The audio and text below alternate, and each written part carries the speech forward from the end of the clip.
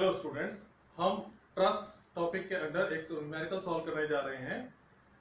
इस न्यूमेरिकल का जो टाइप है वो पिछले न्यूमेरिकल से थोड़ा सा डिफरेंट है। वो इसलिए क्योंकि अभी तक जो भी हमने न्यूमेरिकल सॉल्व किए थे प्रीवियस लेक्चर्स में, आपने देखा होगा वीडियोस में, वो सिंपली सपोर्टेड थे। वो मींस नीचे से बॉटम से हमारा एक सपोर्ट मिल रही थी उनको। अब जो हम सॉल्व करने जा रहे हैं ये कैंटिलीवर ट्रस है। कैंटिलीवर ट्रस और सिंपली सपोर्टेड ट्रस में क्या डिफरेंस होता था? हमने एक प्री अजम्पशन हमको मालूम है कि बॉटम वाले जितने भी मेंबर्स होंगे सिंपली सपोर्टेड में, उनमें टेंशन आती है और अपर मेंबर्स में क्या होता है? कंप्रेशन होता है। कैंटिलीवर में ठीक उसका उल्टा होता है। रीजन बीइंग कि ये यहां से बेंड होता है, मींस ये वाली जो ऊपर वाले मेंबर्स हैं इनमें टेंशन आती है, खिंचाव आता है, और नीचे वाले मेंबर्स जो हैं वो दबते हैं, इसलिए कंप्रेसिव मेंबर्स होते हैं। ठीक है, ये कंप्रेशन मेंबर्स हो गए और ऊपर वाले टेंसाइल हो गए। इसका ठीक उल्टा किसमें होता है? सिंपली सपोर्टेड में होता है। अब हमारे पास इस न्यूमेरिकल को सॉल्व करना है, तो यहां देखिए पहले न्यूमेरिकल है, कहां से लिया गया है? अनसॉल्व न्यूमेरिकल है 9.6 AK दयाल का, AKT से AK दयाल है। A truss is loaded as shown in figure. Find the axial forces in the members 1 and 2. अब 1 and 2 मेंबर्स में हमको मेंबर्स में फोर्सेस निकालने हैं। हम जॉइंट मेथड से इसको सॉल्व कर सकते थे। अगर हम जॉइंट मेथड से करते तो हमको, अगर यहां से स्टार्ट करते हैं तो इसको सॉल्व करना होगा पहले, फिर उसके बाद इसको, फिर इस तक आएंगे हम, तो उससे पहले इसको भी सॉल्व करना होगा। तो 1 2 3 4 4 जॉइंट हमको सॉल्व करने पड़ रहे हैं। अब अगर हम इस साइड से स्टार्ट करते तो पहले हमको क्या करना पड़ता है? इनका रिएक्शन निकालना पड़ता। तो रिएक्शंस हम निकाले बिना यहां से सॉल्व कर सकते हैं, और रिएक्शन अगर निकाल लेते हैं तो यहां से इसको सॉल्व करते, इसको सॉल्व करते, इसको सॉल्व करते, और इस पॉइंट पे आकर के खत्म कर देते इसको। हमारे पूरा का पूरा ये जॉइंट सॉल्व हो जाता। अब हम क्या करने वाले हैं? इसको सेक्शंस मेथड से सॉल्व करेंगे। तो पहले चलिए आइए फ्री बॉडी डायग्राम तो ड्रॉ किया जाए इसका। फ्री बॉडी डायग्राम में आपको जैसे कि पता है, हम सपोर्ट्स और लोड्स को सिर्फ शो करते हैं। तो सपोर्ट्स और लोड को शो करने के लिए मैं ये फिगर थोड़ा सा बड़ा करके ड्रॉ कर रहा हूं, आपको ये चीजें अच्छे से समझ में आए। ताकि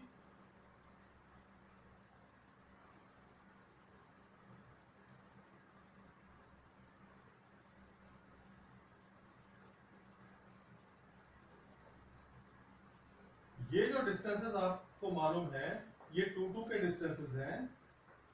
ये ट्रस के फ्री बॉडी डायग्राम के लिए हमको जरूरी है सबसे पहले कि लोडिंग शो कर दें इस पर। तो लोडिंग हम शो कर रहे हैं 2 kilo Newton, 3 kilo Newton. Joint की नेमिंग कर देते हैं A B C D E F G, और ये क्रॉस मेंबर्स हमने ड्रॉ करके ट्रस का फ्री बॉडी डायग्राम में। अब आएगी बात इसको ड्रॉ करने के लिए, जो कंप्लीट करना है हमको, वो है रिएक्शंस फ्रॉम वॉल। तो रोलर सपोर्ट पे आपको ये पता है कि हमेशा सरफेस के परपेंडिकुलर एक्ट करती है रिएक्शंस। तो ये हो जाएगा आपका आर जी। बात ये आती है कि अब हिंज रिएक्शन है, जो हिंज सपोर्ट है, वहां पर रिएक्शन अननोन डायरेक्शन से होता है। अब अननोन डायरेक्शन हम ऐसे लें या ऐसे लें, समझ के चलेंगे तो ज्यादा बेटर है। आंसर दोनों तरीके से आएगा, बट हम पहले ही इसको सोच समझ के चले। अगर ये बेंड होने की टेंडेंसी इस डायरेक्शन में रखता है, ऑब्वियसली लोडिंग ऐसे हो रही है, तो इस जॉइंट पर ये पुलिंग इफेक्ट लगाएगा ट्रस। तो जो वॉल होगी वो उल्टे डायरेक्शन में रिएक्शन देगी। दैट मींस कि जो रिएक्शन होगा वो वॉल की तरफ से पुलिंग रिएक्शन होगा, और इसकी नेमिंग हम RF कर देते हैं। तो RF को 2 डायरेक्शन से रिजॉल्व करेंगे हम। एक हो जाएगा XF और एक हो जाएगा YF। और हमको इसमें कुछ नहीं करना है, सिर्फ लोडिंग दिखानी थी और रिएक्शंस दिखाने थे। तो ये फ्री बॉडी डायग्राम होता है। अब बात आती है मेंबर 1 एंड मेंबर 2। तो हम अगर सेक्शंस मेथड से सॉल्व करते हैं तो यहां पर कटिंग ऐसे की जा सकती है, क्योंकि अगर हमने सेक्शन को इस तरह से कट किया होता तो ये सेक्शन बच जाता। साथ ही साथ ये कंडीशन सेटिस्फाई हो रही है कि वो तीनों के तीनों सेक्शंस कॉन्करेंट नहीं है और एक सेक्शन मैक्सिमम 3 मेंबर्स को कट कर सकता है। तो ये नेमिंग कर देते हैं इस सेक्शन की ZZ। अब हमको सॉल्व करना है, तो सॉल्व करने के लिए हम right hand side of the section लेंगे, बिकॉज हम फिजूल की कनेक्ट जो इसमें कैलकुलेशंस है उसको इंक्रीज नहीं करना चाहते हैं, तो हम इन रिएक्शंस को कैलकुलेट करने से बचना चाह रहे हैं। तो हम राइट हैंड साइड को पहले लेके सॉल्व करते हैं। तो यहां लिखते हैं सेक्शन ZZ एंड इसका राइट हैंड साइड हम लेके सॉल्व करते हैं। जब राइट हैंड साइड आप लेके सॉल्व कर रहे हैं तो D से लेकर के A तक आपको स्ट्रेट मेंबर्स कनेक्ट हो रहे हैं। यहां पर लोडिंग देख लीजिए, यहां पर 2 किलो न्यूटन है एंड A पर 3 किलो न्यूटन है। अब आती है बात कि D से जो मेंबर्स आगे हम बढ़ा रहे हैं उन मेंबर्स की नेमिंग क्या है, फोर्स की F1 और ये है F2। ठीक है, अब आगे बढ़ते हैं। B से C तक एक मेंबर है और A से C ज्वाइन हो रहा है। A से C ज्वाइन करने के बाद D को C से ज्वाइन कर दीजिए एंड C से E की डायरेक्शन में, E कहां जा रहा है, ये इस तरह से। अगर इनको दोनों को आगे हम एक्सटेंड करते हैं तो E पे जाके मीट करते हैं। तो FCE इसकी नेमिंग रख देते हैं हम इस मेंबर के फोर्स की। और F1 को कहां हम एक्सटेंड कर सकते हैं, किस पॉइंट जॉइंट तक जा रहा है, ये F जॉइंट तक जा रहा है। तो यहां पर हमने देखा कि 3 मेंबर्स जो कट रहे थे वो इस तरीके से हमें शो कर दिए। अब बात ये आती है कि हमको निकालना F1 F2 है, FC से कोई मतलब नहीं है। तो हम एक काम करते हैं, E पॉइंट के अबाउट अगर हम मोमेंट ले लें तो क्या होगा, देखिएगा कौन कौन से फोर्स बच रहे हैं यहां पर, F1 एंड 2 और ये तीसरा है 3 इक्वल्स टू 0 लिख करके हम यहां पर इक्वेशन फॉर्म करने जा रहे हैं। अब देखिएगा कि F1 का जो डिस्टेंस है E पॉइंट के अबाउट कितना है, परपेंडिकुलर डिस्टेंस है DE। तो यहां पर F1 इंटू DE आप मेंशन करते हैं। 2 का डिस्टेंस E से कितना है, ये डिस्टेंस आप देखिए यहां पे 2 मीटर दिया हुआ है। सो 2 इंटू 2 एंड 3 का डिस्टेंस कितना है, ये यहां पर देखिए 4 बनता है। तो 3 इंटू 4। अब बात आती है कि इनके साइन कन्वेंशंस क्या होंगे। F एंटी क्लॉकवाइज डायरेक्शन में रोटेट कर रहा है, E पॉइंट के अबाउट माइनस हो गया। 2 क्लॉकवाइज डायरेक्शन में रोटेट कर रहा है, पॉजिटिव हो गया। 3 वो भी क्लॉकवाइज डायरेक्शन में, तो ये पॉजिटिव हो गया। अब बात आती है कि हमको DE की वैल्यू अगर पता हो तो हम F1 की वैल्यू फाइंड आउट कर सकते हैं। तो DE की वैल्यू फाइंड आउट कैसे की जाए, तो इसके लिए हम एक ट्राइंगल ड्रॉ कर लेते हैं। ये triangle basically E point, C point और G पॉइंट को लेते हुए हम ड्रॉ कर रहे हैं।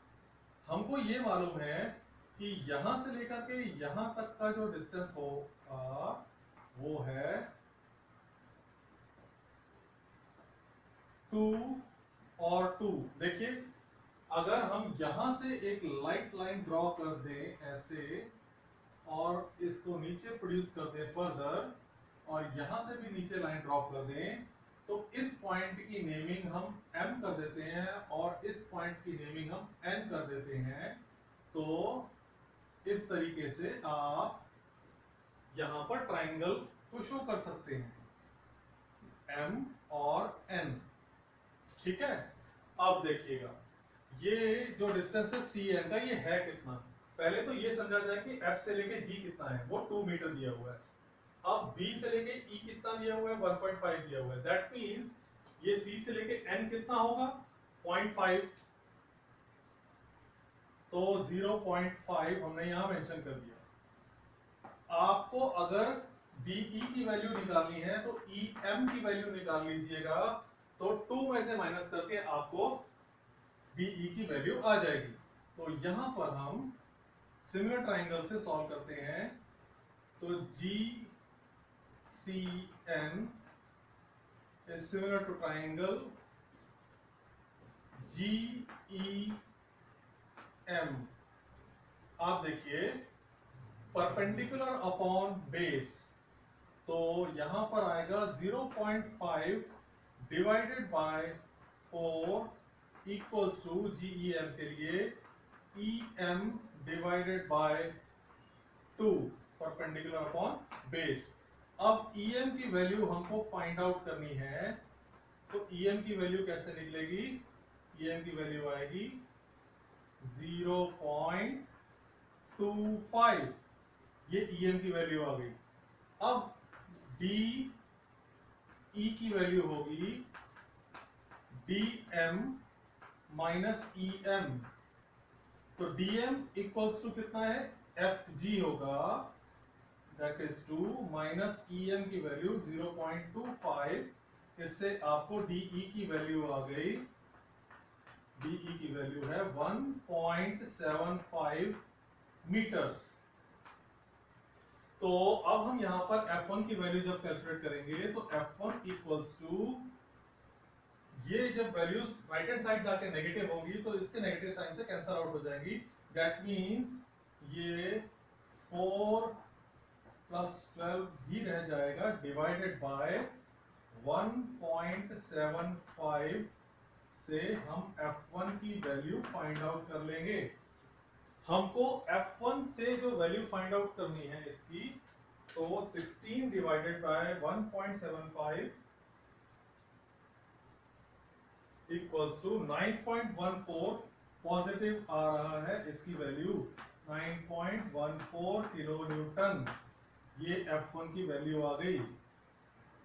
अब बात आती है F2 की। F2 को कैसे फाइंड आउट किया जाए। F2 को फाइंड आउट करने के लिए हम एक ऐसे जॉइंट के अबाउट मोमेंट लें जहां पर FCE भी 0 हो जाए और हमारा F2 निकल आए। F2 निकालना है मतलब E पॉइंट के अबाउट हम ले नहीं सकते, D पॉइंट के अबाउट हम ले नहीं सकते हैं मोमेंट।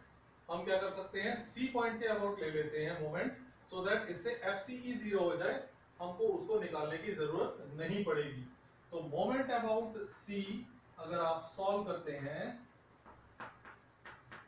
तो देखिए जॉइंट्स पे कौन कौन, ट्रस में कौन कौन से मेंबर्स बचे जो कैंसिल नहीं हो रहे हैं, वो है F1, F2 और 3। 2 इसमें कैंसिल आउट हो रहा है, बिल्कुल C से पास हो रहा है, और FC तो कैंसिल हो ही रहा है बिकॉज वो C से पास ओरिजिनेट हो रहा है। तो दैट मींस यहां पर हम लिखते हैं F1 then F2 and 3। Equality के राइट हैंड साइड में 0 हमने मेंशन कर दिया। अब ये ध्यान से समझिएगा कि C पॉइंट से इसका डिस्टेंस कितना है, तो BC के बराबर होगा। F1 का डिस्टेंस कितना होगा, BC, तो F1 इंटू BC। F2 का डिस्टेंस कितना होगा, F2 का डिस्टेंस कितना है यहां पर, ये 2 फिगर में शोन है, और 3 का डिस्टेंस कितना होगा यहां से C के अबाउट, वो भी 2 होगा। तो BC का भी हमको मालूम है डिस्टेंस, कैसे, यहां पर दिया हुआ है देखिए 1.5। तो इसको लिखने से पहले हम पहले ये देख लें कि C पॉइंट के अबाउट F1 क्या कर रहा है, एंटी क्लॉकवाइज डायरेक्शन में जा रहा है, माइनस हो गया। F2 वो भी एंटी क्लॉकवाइज डायरेक्शन में जा रहा है, वो भी माइनस हो गया। 3 वो क्लॉकवाइज डायरेक्शन में जा रहा है, इसलिए वो पॉजिटिव हो गया। और F1 की वैल्यू हमने निकाल के रखी हुई है। तो चलिए हम वैल्यूज को सब्स्टिट्यूट करें। तो यहाँ आता है 9.14 माइनस साइन ऑलरेडी यहाँ पर है, इसलिए इनटू BC की value 1.5 minus F2 into 2 plus 6 equals to 0। तो चलिए F2 की वैल्यू को हमको फाइंड आउट करना है, तो कैसे लिखा जाए यहाँ पर F2 equals to minus 9.14 into 1.5 plus 6 divided by 2।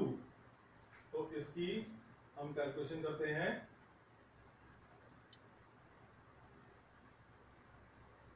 तो इक्वेशन हमने फॉर्म की, इक्वेशन फॉर्म करने के बाद हमने F2 को एक साइड लेफ्ट साइड रखते हुए बाकी सारी चीजें उस तरफ ले गए। अब इसको सॉल्व करना है हमको, तो देखते हैं इसका आंसर कितना आ रहा है।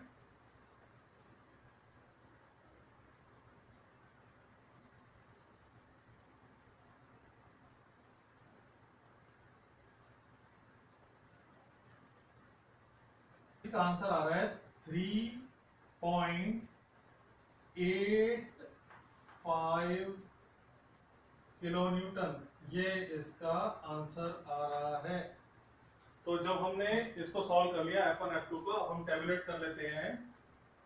टेबुलेट करने का हमारा रीजन इसका ये रहता है कि हम उसके नेचर को यहाँ डिस्कस करते हैं टेबुलेशन में। तो टेबुलेशन में यहां पर हम लिखते हैं मेंबर का नेम,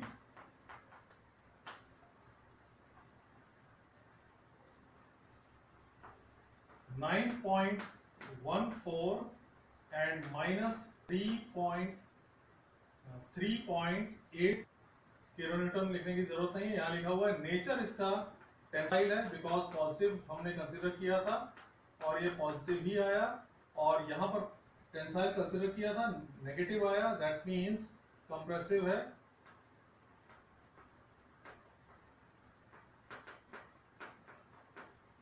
तो इस तरीके से हमने ये न्यूमेरिकल कंप्लीट किया। आपको ये चीज क्लियर हो गई होगी, ये न्यूमेरिकल कैसे सॉल्व किया, हमारी अप्रोच कैसी है। इजी अप्रोच है, शॉर्टेस्ट अप्रोच लिया है हमने, और इसको सॉल्व करते समय कैलकुलेशन में डिस्टेंसेस का बहुत इंपॉर्टेंट रोल है। स्टेप बाय स्टेप, जब तक आपको उस चीज की जरूरत ना पड़े, आपको उसको पहले से सॉल्व नहीं करना है। बुक्स में अक्सर ये होता है कि ये चीजें हमको पहले से कैलकुलेट करके दिखा देता है और हम ये सोचते रहते हैं क्यों करना है, बट पहले हमने समझा कि इसकी जरूरत कहां पड़ रही है, जहां जरूरत है तब उसको कैलकुलेट कीजिए, और कैलकुलेट करने के बाद सब्स्टिट्यूट करके वैल्यूज फाइंड आउट कर लीजिए। देन स्टेप बाय स्टेप आगे बढ़ते हैं और यहां तक हमारे इसके आंसर को हम ले आते हैं। तो आई होप आपको ये न्यूमेरिकल अच्छे से समझ में आ गया होगा। अगर कोई डाउट है तो आप कमेंट सेक्शन में जाकर के अपने डाउट्स क्लियर कर सकते हैं।